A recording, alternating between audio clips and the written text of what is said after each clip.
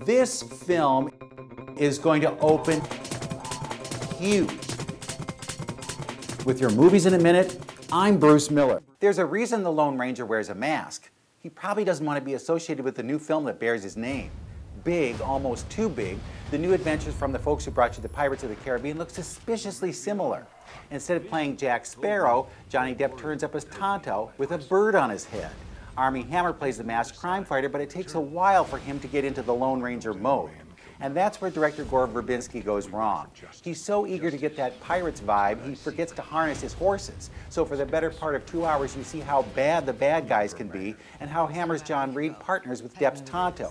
There are laughs, too, in a deadly serious bit about crime on the prairie, but really this is another attempt to create a franchise. Verbinski saw what Robert Downey Jr.'s Sherlock Holmes could do and decided to follow suit. Don't buy it. This Lone Ranger is just another chance for Johnny Depp to play dress-up. Interestingly, he's the main character. The Lone Ranger, he's just along for the ride. The good news this week, well, the Minions are back. The Minions are back. In Despicable Me 2, we get a whole herd of them ready to steal every scene they're in.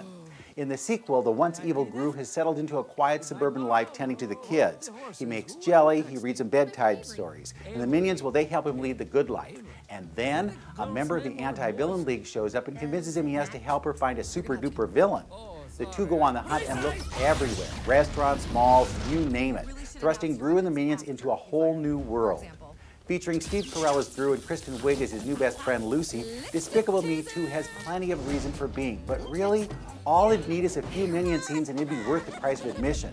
Johnny Depp and company could take a lesson from the folks behind this delightful romp. If at first you don't succeed, throw in a few Minions. They always work. With your movies in a minute, I'm Bruce Miller.